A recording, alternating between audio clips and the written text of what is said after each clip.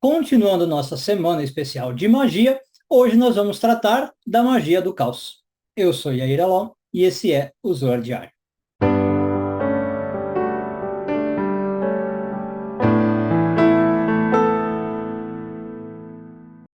Muito bem, essa semana estamos aí numa semana especial, uma semana de tema mais livre, digamos assim, né? A gente não está seguindo as parashiot da Torá, as porções da Torá, estamos em Pessah, aliás, acabou os 2 dias de festa mesmo, né? De Yom Tov, que a gente diz, e aí agora voltamos a uma rotina um pouco mais tranquila, e estamos fazendo então uma semana especial falando de sistemas de magia, problemas que pode ter, vendo um pouco de histórico, comparando com Kabbalah. E hoje a gente vai falar da magia do caos. Antes de talvez entrar, agradecer os feedbacks que vocês estão dando. Acho que está sendo bem legal. A série está dando mais resultado do que eu esperava, mais engajamento do que eu esperava, né? Vocês estão interagindo bastante. Muito, muito obrigado. Abordar só talvez dois pontos também que surgiram, algumas perguntas, seja no público ou no privado. Muita gente me perguntando o quanto que eu conheço desses sistemas, né?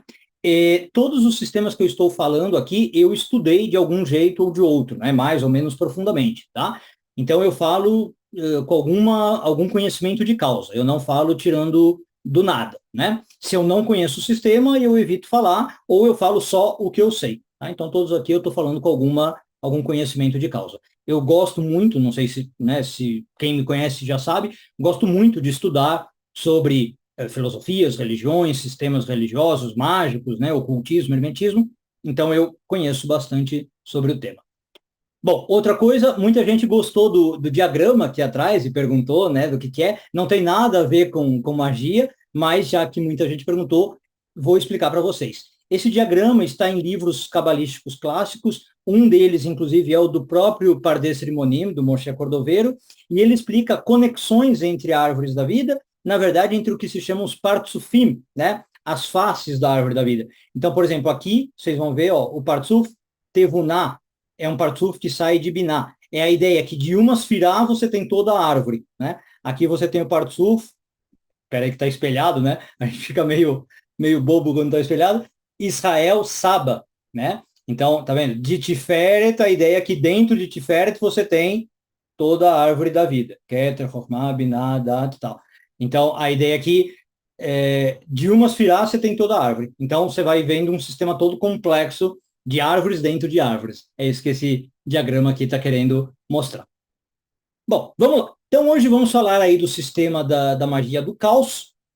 E, bom, já vou dizer que é um sistema que eu não gosto. Sinceramente, não acho que nem dá para levar a sério, mas vamos falar por quê, vamos dizer qual é a minha opinião, e né, aí vocês vão concordar ou discordar. Lembre que muito também se trata, claro, de opinião, né? Eu não sou a voz da verdade e, obviamente, tem gente que vai discordar de mim. Mas, apesar de ser uma opinião, eu vou dar o motivo pelo qual eu acho isso.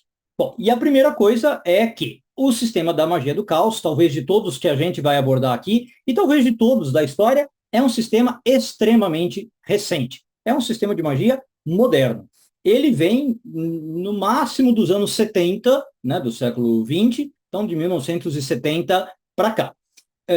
E esse é um dos motivos pelos quais me parece que não dá para levar a sério, né? É, um sistema de magia que tem, sei lá, 50 anos de idade, no máximo, não tem nem história, não tem tradição, não tem cacife, né? Não tem peso para ser levado a sério. Quando a gente fala de coisas como espiritualidade, religião, magia, a gente precisa de tradição. A gente precisa de história, a gente precisa do peso, do respeito da tradição, né? Não dá para falar assim, olha, um cara acordou de manhã e teve um vislumbre, resolveu criar algo. Não, infelizmente não funciona assim. Isso é muito bom para a ciência, isso é muito bom para a arte, isso é muito bom para outras áreas do conhecimento. Quando a gente está falando de outras coisas, não. A gente precisa um pouco da tradição, né, da base tradicional. Eu, em particular, talvez seja até um pouco mais rígido com relação a isso. Não é novidade, vocês sabem que eu me formei, por exemplo, rabino ortodoxo, né? Eu não fui para linhas, por exemplo, dentro do judaísmo, existe a linha reformista, muito mais leve, digamos assim, muito mais moderna, né? Eu acho que, por exemplo, vou fazer aqui uma frase que é um pouco de eu sei que exagerada, mas é um pouco de como eu penso. Eu penso que tudo que surgiu, todos os sistemas que surgiram de 1750 para frente, pode jogar no lixo. Basicamente é isso, né? Claro, de novo, eu estou exagerando, estou sendo aqui um pouco bem-humorado e brincando, mas joga no lixo, né? O que veio do iluminismo para frente, o que você pode chamar de modernismo, pós-modernismo, essas ideias de desconstrução, que a gente vai falar muito, é o que pega na magia do caos. Sinceramente, eu não entendo, né? Não vejo muito motivo. Se vocês não estão entendendo também por que eu tenho essa posição, não vou entrar muito em detalhe, porque senão vai desviar do vídeo, mas eu tenho um vídeo que eu falo sobre os Illuminati, sobre a nova ordem mundial e tal, tal, tal. Lá eu explico basicamente o que está acontecendo. Qual é a minha visão sobre o tema? Eu acho que, muito resumidamente falando, a humanidade vem vindo numa decadência, tá? E isso é meio que já previsto há muito tempo, desde os profetas bíblicos e em várias outras culturas, mesmo fora da cultura hebraica. Já se esperava que a gente chegasse num momento em que a modernidade, né? O momento da modernidade, em que a gente chegaria muito baixo nos nossos valores culturais, ideológicos, morais, éticos, e obviamente que ia afetar a arte, a produção da arte, os valores espirituais, os valores religiosos, o senso de família, né? Então, quando a gente começa a ver coisas que surgiram na modernidade, é muito difícil você valorizar, em especial comparando com o que se fazia antigamente. Quando você vê os movimentos artísticos da Idade Média, da Idade Clássica, né, como você vê o respeito que se dava à tradição e hoje, enfim, é basicamente isso, tá? Então, eu acho que já localizando a magia do caos como algo na modernidade, na pós-modernidade, a desconstrução, como eu falei, e a gente vai explorar, já fica aí um pouco complicado dar muito crédito a ela, não dá para levar muito a sério a proposta da magia do caos, tá? Tem algumas coisas que eu acho até interessante que dá para salvar, mas em geral, não. Bom, ela é muito influenciada por uma magia que a gente mencionou no vídeo da segunda, uma magia que vem com influência, por sua vez, das magias cerimoniais, que é a Telema, né? Ou Telema, tem gente que fala Telema, do famoso Aleister Crowley, talvez um dos magos, ou o mago mais moderno dos tempos modernos, né? Considerado influente, bom, não só na Inglaterra, onde ele viveu, mas na Europa como um todo e pelo menos nos países anglófonos. Talvez no Brasil não tanto, né? Ou América Latina não tanto, mas nos anglófonos com certeza. E influência em especial de um ocultista, que esse com certeza não é muito famoso aqui, chamado Austin Osman Spare. Ele era também artista, também era, acho que pintor e autor, né, escritor, e ele se envolvia com o ocultismo. Então, basicamente, você pega as ideias desse Austin, né, que estudou Crowley, conheceu Crowley, e juntou, e você surge com a magia do caos. Então, basicamente, por que se chama magia do caos? Qual que é a ideia? A ideia é o seguinte, é caos por quê? Como diz o nome, eu não quero ter referências, né? É um caos. Eu entro no sistema de magia do caos sem ter muito onde me basear e onde me guiar. A ideia é, eu vou ter um sistema extremamente eclético, onde qualquer coisa pode ser usada, né? Basicamente a ideia é isso. Então, num primeiro momento, a ideia da magia do caos é, eu vou abranger diversos sistemas mágicos, certo? Eu vou poder usar qualquer sistema mágico. E, dependendo como você encara, você vai falar assim, tá, então me parece muito interessante, porque se vai abranger vários sistemas mágicos, eu vou estudar magia do caos e vou estar estudando várias magias. E realmente muita gente entra na magia do caos fascinado por isso, né? Achando que vai estudar várias magias, que vai conhecer vários sistemas. Mas acontece aquilo, você acha que vai estudar várias e não estuda nenhuma, né? Eu costumo fazer uma metáfora, de novo, que é humorosa, bem humorada e talvez exagerada, mas eu digo o seguinte, a magia do caos é como se você falasse assim, ó, nós vamos jogar um jogo, nós vamos praticar aqui um esporte, esse jogo é jogado num campo de futebol, com uma bola de basquete, a gente vai usar uma raquete de tênis, as regras do jogo são as regras do vôlei, e o objetivo é fazer touchdown, tipo do futebol americano. A magia do caos é mais ou menos isso, né? Então, o campo é de uma coisa, a bola é de outra coisa, o acessório é de outra, a regra é de outra, o objetivo é de outra, o uniforme é de outra. Então, você fala, bom, eu estou jogando vôlei, eu estou jogando futebol, eu estou jogando basquete, eu estou jogando tênis, o que, que eu estou jogando? Nada. Né? Você acha que está jogando tudo, mas não está jogando nada. Então, no fim, realmente vira um caos, e aí você poderia achar que isso é bom, mas não é. De novo, quando você está falando de um sistema como magia, espiritualidade, não dá para fazer essa mistureba. Você tem que ter mínima fidelidade a uma tradição. Ou você joga futebol, ou você joga vôlei, ou você joga basquete, ou você joga tênis, e tem um conjunto de pressupostos que você tem que seguir. Se você vai jogar futebol, é um campo, uma bola, um uniforme, uma regra, um objetivo, né? Não dá para misturar tudo. Senão realmente vira um caos no péssimo sentido da palavra, não no sentido que os praticantes da magia do caos querem dar. Se você quiser falar em termos espirituais, o que esse povo está fazendo é misturando egrégoras. E isso é uma péssima coisa para se fazer. Né? Você mistura energias de sistemas e entra em conflito. Talvez vocês, praticantes de qualquer outro sistema, já sentiram isso? Quando vocês misturam conflitos, misturam sistemas minimamente. Vou dar um exemplo. Vamos supor que você sei lá, é que eu não quero dar exemplo prático para não parecer tendencioso, mas vamos lá. Você é judeu, aí você vai num centro espírita. Pode ser que já não bique a energia. E não estou falando porque um é melhor que o outro, tá? Porque judeu não pode ir no centro espírita, ou porque centro espírita é maior. Mas às vezes você vai lá e a energia, sabe, não orna, como fala no interior de São Paulo, porque são egrégoras muito diferentes. Ou você, por exemplo, é evangélico e vai na igreja católica. Veja, os dois cristãos, mas não bica a energia, tá? Em termos espirituais, são egrégoras diferentes. Agora, imagina você querer forçar que tudo bata. Então, você vai criar um sistema em que você usa elemento judaico com elemento espírita, com elemento evangélico, com elemento católico. É mais ou menos isso a magia do caos. Já vai vendo, né, a zorra que surge daí. Então, a ideia da magia do caos é o quê? Eu não vou ter dogma. Né? De novo, dentro desse contexto do modernismo, do pós-modernismo, eu vou praticar magia, mas eu não quero impor regra para os praticantes, eu não quero impor um sistema. Os praticantes da magia do caos, eles vêm esse pensamento. O que importa é a experiência pessoal. Né? Você vai experimentar, o que você perceber que vai. Só que, gente, de novo, que credibilidade eu posso dar na experiência pessoal em algo como magia? Vamos lembrar que muita gente chega na magia porque está extremamente perdida, está extremamente sem referencial, está passando por um problema ou por vários problemas, às vezes está com problema de saúde, com problema na relação, com problema de dinheiro. Aí você vai falar para essa pessoa se fiar na experiência pessoal e não numa tradição, num sistema, e você vai falar para essa pessoa, não tem dogma, não tem regra. Né? Então, lembra que eu falei que isso se inspira no Crowley, na Telemann, e agora isso está expandido no caos, né? Na magia do caos. Então, assim, como é que você vai falar isso para uma pessoa? Se fia na sua experiência pessoal, o importante é o que você sente, o importante é a sua intuição. Percebe por que eu começo a dizer que não dá para levar a sério? Então, de novo, é uma opinião minha, eu sei. Tem gente que vai discordar e vai defender que tem que ser experiência pessoal.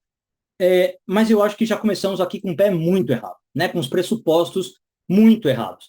Então, é mais ou menos como falar assim, para que eu vou me ater a sistema tradicional, né? Quando eu posso usar umas palavras mágicas que me parecem certas, o meu coração diz que é certo, numa panela, e vou ver o que acontece. Aliás, a metáfora é essa. É que nem falar assim, ó, eu não vou seguir uma receita que eu já sei que funciona. Eu vou jogar os ingredientes aqui e vou ver o que dá. Não é muito assim que funciona, né? Não dá para eu me basear na experiência pessoal para esse tipo de coisa. Aliás, então, a ideia da magia do caos, um terceiro postulado, ligado a isso que nós estamos falando, vai dizer o seguinte: se funciona, usa. Né? Pega aí o que você conhecer e se funcionar, usa. Pô, sem comentários, né? Não é assim que vai.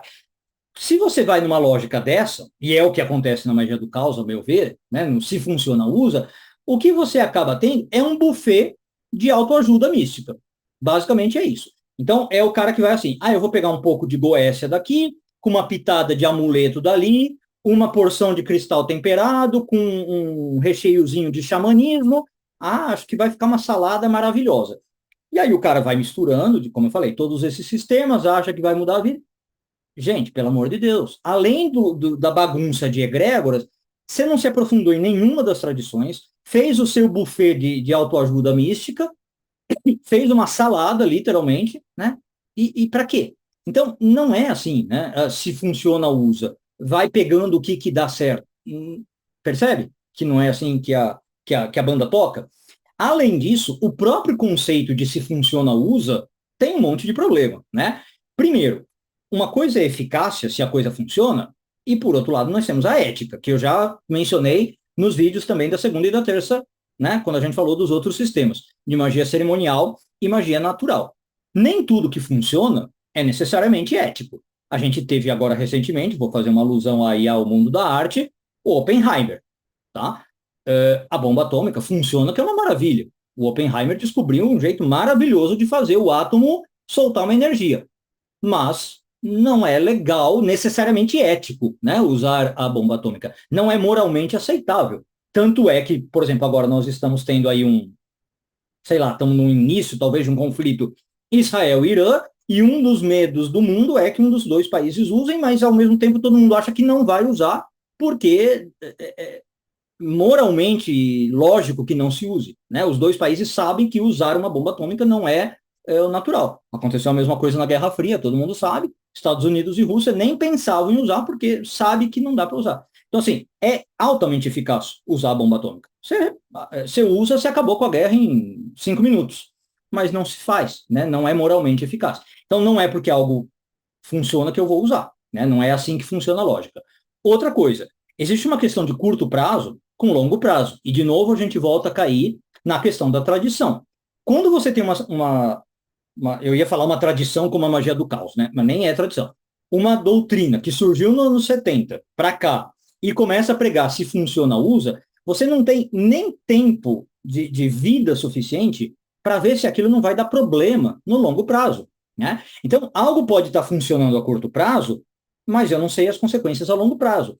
É totalmente diferente quando uma tradição te fala para usar alguma coisa e aquilo já tem 1.000 anos de história, 2.000 anos de história, né? Então, por exemplo, para pegar um exemplo do vídeo de ontem da magia natural, quando um xamã te fala, usa essa erva aqui para alguma coisa, pô, já tem 1.000 anos de história, 2.000 anos de história, que aquela cultura vem usando aquela erva e já sabe de cor e salteado como fazer, como preparar, se fuma, se injeta, se faz chá, quais os efeitos colaterais, que dosagem, já, né, tá careca de saber. Agora, quando vem um cara da magia do caos, e a gente vai ver isso, e fala para você usar umas drogas psicodélicas, porque o que importa é a experiência pessoal, e se isso vai abrir sua mente, vai te fazer entrar em contato com não sei o quê, é o que importa, não é assim, porque aí você usa, sei lá, por 10 anos te faz muito bem. E aí depois de 10 anos você vai ver que seu fígado foi pro saco, né? Que seu rim já não funciona mais, que seu cérebro está todo devastado. Então, é um preço que paga. Se funciona, usa. Percebe? Como é que você mede esse tipo de se funciona, usa? Não é assim que a coisa anda, tá? Então, nesse outro ponto, eu falei aí, né, usar drogas para ter uma experiência, esse é um ponto que a magia do caos foca muito, né? Quando ela vem falar que eu não preciso me preocupar com o sistema tradicional e importa a experiência, ela vai falar de uma coisa que se chama agnose caótica, né? Bom, o que é a gnose, antes da gente falar da gnose caótica, que é como a magia do caos entende? A gnose por si só, ela já é um conceito meio complicado, né? A gnose é um conceito de quê? De que eu devo chegar nas verdades dentro do possível por mim mesmo, tá? Já fiz a crítica aqui. O quanto é possível que uma pessoa chegue à verdade por si só? Se a gente imaginar que a maioria das pessoas vai ter algum desequilíbrio ou outro, um problema ou outro, e ela não vai conseguir chegar nessas verdades e nessas revelações. Em geral, as pessoas que chegam nessas verdades, pelo menos eu acredito, né, dentro de uma visão judaica cabalística, são uma ou outra, né? São pessoas que chegaram num nível de iluminação, de elevação espiritual, de trabalho muito árduo sobre si, são os profetas e tal, tal, tal. Não é uma coisa acessível para todo mundo, né? É uma pessoa que fez ali um trabalho interno de elaboração, de refinamento. Então, quando você chega e fala assim, não, a gnose está disponível para todo mundo, nós temos que pregar a gnose para todos, eu já acho que começa errado. Para a maioria das pessoas, você vai chegar na verdade através de estudo, através de conhecimento. né? Tendo um mestre, tendo um professor, tendo um líder que vai te dar os passos, a prática e o conhecimento, né? Vem por aí. Então, e a gnose caótica, obviamente, vai, como eu falei, estender a ideia de falar, se você precisa chegar na verdade, use o que for, né? Então, já não acho que é por aí.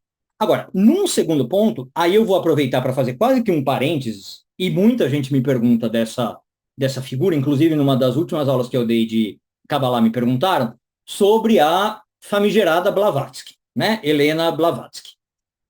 Bom, que ela também falava muito dessa ideia da gnose. Não é o tema da nossa aula, ela nem se encaixa muito aqui na questão da magia.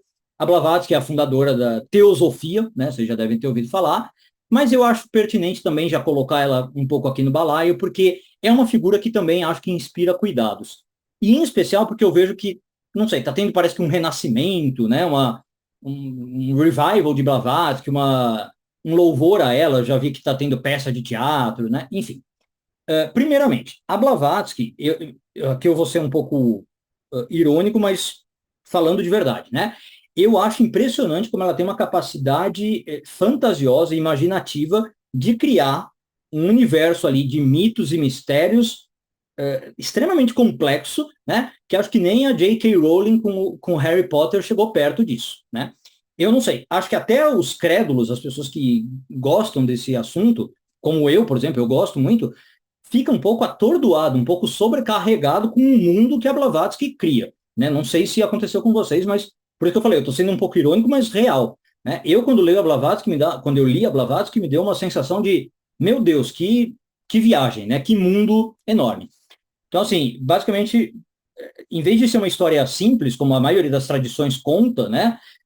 Ela tem uma cosmogonia ali extremamente complexa de como o mundo surgiu, fala de raças, raízes, né? Raças superiores e inferiores, que aliás é um conceito extremamente complexo, mestres ascensionados, que é um conceito estranhíssimo, né? Antes dela, dificilmente alguém falava disso, continentes perdidos, Atlântida, Lemúria, né? Então, assim, eu acho umas ideias muito, muito loucas, sinceramente. É, Dessas ideias, muitas delas hoje a gente já sabe que são plágio, né? São falsificação na cara dura, tá? Outras dessas ideias não tem prova nenhuma, não tem evidência empírica alguma, ela fala totalmente da cabeça dela. Tem algumas evidências de que pediram para ela, né? Prova, evidência, e ela se esquivava com uma maestria enorme, né? Ela não consegue dar essas provas, né? Agora, não só disso, né? De outras coisas que ela fala. Então, ela narra ali que ela tem alguns poderes de clarividência, de poderes paranormais, umas experiências místicas, encontros com seres espirituais. Nada disso ela consegue provar, né? Nada disso tem relatos, mas até aí tudo bem, porque seriam experiências muito subjetivas, realmente de gnose, e às vezes fica difícil provar, mas até de eventos históricos, né? Ela fala que ela passou por vários países, por várias culturas, estudou um monte de coisa. Não tem prova de nada disso, pessoal, né? Não tem evidência de nada disso. Até onde a gente sabe, é tudo fantasia da cabeça dela, imaginação. Então, muito cuidado com Blavatsky, tá? Até onde a gente sabe, é mais ficção científica do que qualquer outra coisa, tudo que ela escreveu.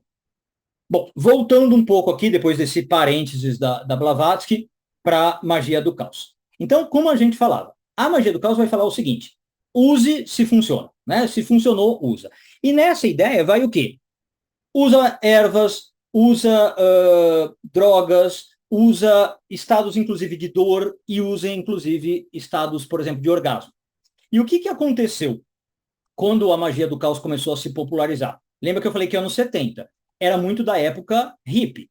E depois mesmo da época hippie, a modernidade e tal, muita gente, sinceramente, usava a magia do caos como pretexto para se engajar em comportamentos que não tem nada de magia. Né? Então era assim, eu vou então usar droga doidado para ver se eu descubro alguma coisa, para ver se eu chego na verdade, se eu tenho um contato com o eu superior, se eu tenho contato com Deus, com o anjo. E aí se afundava nas drogas, né? Ia para as drogas psicodélicas todas, né?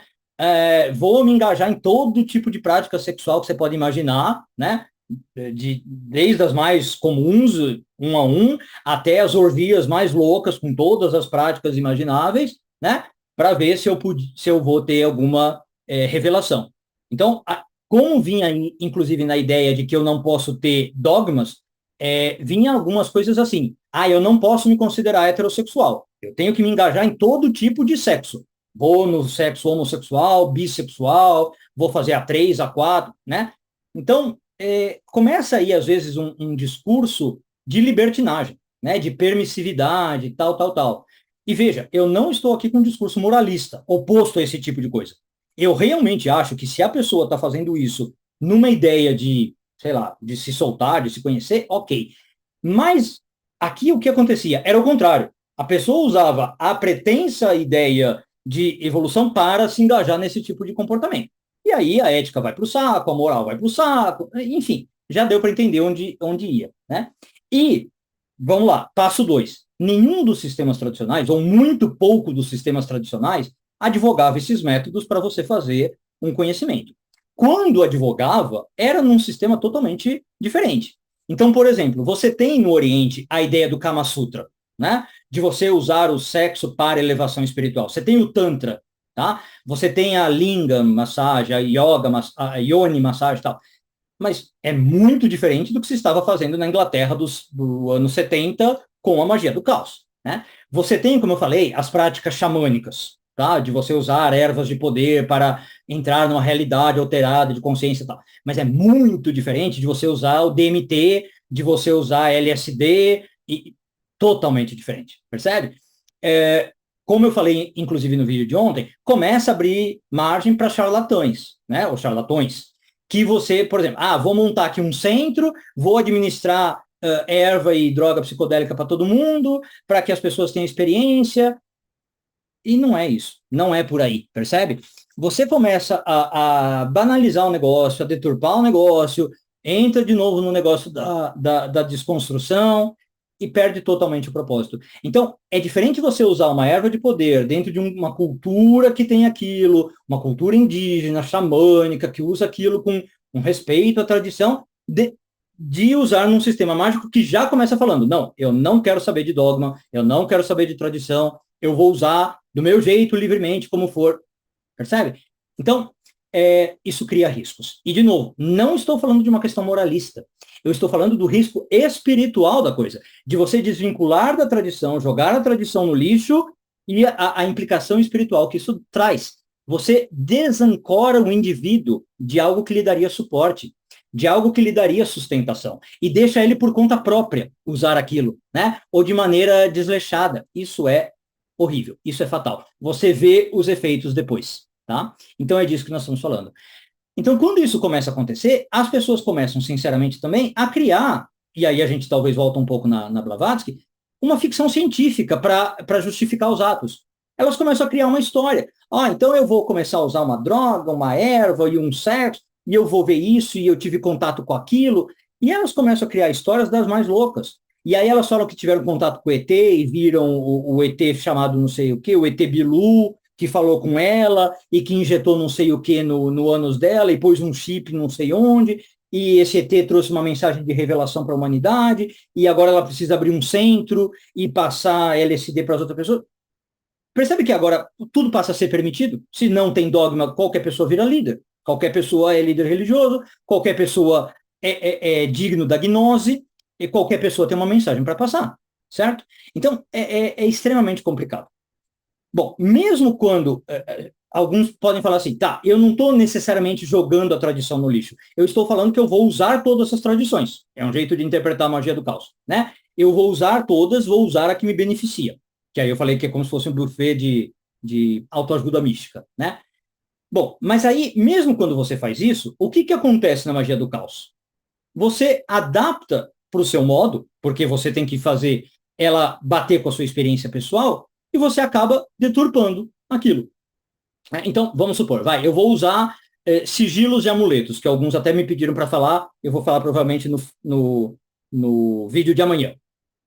Dentro da magia do caos, o que vão fazer? Em vez de você tentar fazer sigilos e amuletos como mandam a tradição, tentando estudar de um livro, fazer conforme manda o script e tal, tal, tal, a magia do caos vai fazer uma coisa assim. Intua no seu coração como é que tem que ser o sigilo. Veja se você recebe uma canalização e desenhe o sigilo, o amuleto do seu modo. De novo, amigo, não é assim.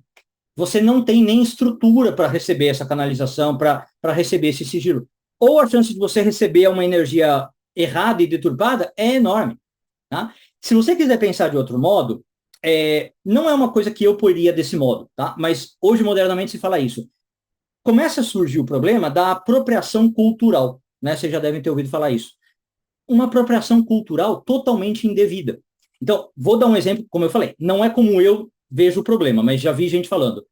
No carnaval, né, sempre surge essa discussão. A pessoa não pode se vestir de índio, porque é apropriação cultural. Você está zombando da roupa indígena. Né? Em Israel, tem a festa de Purim, que também o pessoal se veste, e o pessoal até às vezes chama de carnaval judaico. Tem gente que fala, não pode usar roupa árabe, né, ou roupa de beduíno, porque é apropriação cultural. Se você não for judeu sefaradita, não pode. Eu acho essa discussão meio besta. Eu acho que é carnaval, você está brincando. Mas, agora, quando a gente fala dos sistemas de magia, é essa questão da apropriação cultural. Uma pessoa que não é daquele grupo étnico, daquele grupo cultural, daquele grupo religioso, usar os elementos religiosos do outro grupo é extremamente estranho. Então, uma vez me vieram perguntar, por exemplo, se eu não me incomodava com ver alguns evangélicos usando os símbolos judaicos, né? Tem muitas igrejas evangélicas que põem no púlpito bandeira de Israel, menorá, candelabro, o pastor usa kippá, usa talit. E aí eu acho que começa a ficar complicado. Porque, de novo, você começa a misturar egrégoras e acho que talvez fica um pouco desrespeitoso. Então, voltando aqui para a nossa discussão. Uma pessoa que não tem nada a ver com a cultura xamânica, indígena, começa a usar as ervas de poder do jeito dela, entendeu? De novo, não porque ela realmente está entrando na cultura e fazendo uma conversão ao sistema, o que aí eu acho que seria totalmente válido. Ela quer conhecer, ela quer respeitar aquele valor, mas é uma apropriação cultural errada. E aí começa a surgir, para ficar mais claro do que eu estou falando, umas leituras que eu chamo de esquizotéricas, acho que eu aprendi esse termo com o Frater Goya, né? Esquizotéricas das tradições. Então começa a surgir umas coisas assim, eu vou fazer o Shabat, sei lá, o Shabat xamânico. Você fala assim, o quê? Como é que é? Shabat xamânico? É o Shabat, mas eu vou incorporar elementos xamânicos, porque nós somos uma comunidade indígena. Eu vou fazer, sei lá, vou dar um outro exemplo. A contagem do Homer, eu ia falar feminista, mas feminista não é uma coisa espiritual. Vou fazer a contagem do Homer druida. Sabe umas coisas assim? Pera, contagem do Homer é uma coisa, druida é outra. Né? Então, isso é magia do caos. Você começa a misturar as bolas, vira o buffet místico que eu falei, e aí no fim você não está fazendo nada. Né? Nem contagem do Homer e nem druida. E aí eu perguntaria, ainda que você estivesse fazendo, para quê? Né? Qual é o benefício de você misturar a contagem do Homer com druida? Então você vai, sei lá, contar o Homer abraçando uma árvore, é isso que você vai fazer? O que você ganhou com isso, percebe? Então eu não vejo muito a ideia de apropriar a cultura do outro e deturpar, eu acho complicado. Bom, indo aí para os finalmente, antes que o vídeo fique mais longo do que necessário, né? E por favor, lembrando, feedback, né? Fiquem à vontade para comentar o que vocês acham, o que não acham, se vocês conhecem Magia do Caos, se concordam com a minha opinião ou não. Eu acho que o principal aqui de tudo que a gente está falando da Magia do Caos e acho que isso pode se aplicar para todos os sistemas, tá? Não só para a Magia do Caos. Vamos ver se isso dá resultado. Quando eu falei, por exemplo, da magia cerimonial, foi um dos, digamos, dos padrões de teste que eu usei. Eu falei assim, eu vejo muito na magia cerimonial os praticantes com um ego enorme, porque eles se gabam né, de estudarem muito, de conhecer muito, os rituais são complexos, realmente exige estudo, decorar o script, exige todo um preparo, aparato, indumentária, e esses caras, então, geralmente têm um ego enorme, mas eu vejo que esse ego não acompanha a prática, né? Em geral, não tem para que esse ego todo e eu não vejo a vida do cara realmente transformada. Eu não vejo esses caras com o poder todo que eles dizem ter. Eu até falei daquele que come atum e arrota caviar, né? Alguma coisa assim. Aqui eu diria um pouco da mesma coisa. Eu não vejo resultados consistentes com as pessoas que dizem praticar magia do caos, né? Apesar de um monte de promessa de poder pessoal, é um sistema que atrai um monte de gente na modernidade, talvez é um dos sistemas que mais atrai, porque teoricamente não tem complexidade, você não precisa estudar, você só segue a sua intuição, né? Então, promete aí um monte de poder, de transformação. Eu já ouvi de praticantes, e eu observando praticantes, eu não vejo resultados consistentes, né? Eu não vejo as pessoas falando, olha, eu consigo prever que se eu fizer isso muda, se eu seguir tal sistema muda. Aliás, não tem sistema, né? Começa por aí. Então, eu vejo muita gente, depois de um tempo, ou em pouco tempo, se desiludindo, se frustrando, né? Com a magia do caos, e elas acabam, então, percebendo que realmente, às vezes, parece que é um oba-oba. Elas entram na magia do caos e talvez tenha ali um momento de libertação muito grande, isso realmente a magia do caos traz. Eu falei no começo que talvez é um dos pontos positivos, tem alguns pontos positivos, a pessoa realmente talvez abre os olhos para alguma coisa, ela solta algumas amarras, ela percebe que ela pode ser mais livre do que sistemas assim, mas depois ela também percebe que não é muito por ali, né? Ela fica muito solta, muito perdida. Então, é um pouco de um padrão que eu poria para todos os sistemas mágicos, né? Aí, nesse sistema, eu acredito realmente, o sistema mágico ele tem que ser, antes de tudo, qualquer um que você pegue, funcional, né? Então, se você está trabalhando num sistema mágico com toda a seriedade, seja o natural, seja o cerimonial, seja o do caos, ele tem que dar efeito, né? Se você está lá anos e a coisa não funciona, você não consegue minimamente reverter um problema na sua vida, minimamente está, digamos, mais disposto, com mais energia, tem algo errado, né? Então, ou você não está estudando bem, ou você não está aplicando bem, ou o sistema não funciona, né? Então, eu vejo que na magia do caos, esse é um dos principais problemas. De todos os sistemas que a gente abordou até aqui, é o que menos dá resultado. Então, a magia natural e a magia do cerimonial, apesar dos problemas que eu citei, elas dão muito resultado, né? Realmente elas trazem ali uma transformação muito grande. Se você souber deixar os problemas de lado, mas a magia do caos eu realmente não vejo assim. Pode ser uma predisposição da minha parte, um bias, né, como se fala em inglês, um preconceito da minha parte, mas eu acho que não, porque eu já ouvi realmente de gente de dentro falando isso. Enfim, essas são algumas considerações, uma apresentação da magia do caos. Espero que tenha servido para vocês conhecerem um pouco de onde vem, onde se inspira, como pensa, né? E acho que aí os pontos de cuidado, como eu venho fazendo nos vídeos de segunda para cá. Amanhã, a minha ideia é falar um pouco da magia chamada hermética, se é que a gente pode falar assim, mas focar um pouco, não no hermetismo em si, falar um pouco de sigilos, amuletos e talismãs, que muita gente me pediu. E se vocês tiverem qualquer sugestão de temas a abordar, fiquem à vontade também para pôr aí no texto, no feedback. A gente ainda tem um vídeo de quinta e de sexta para comentar. Um bom dia a todos, um beijo enorme e tudo de bom.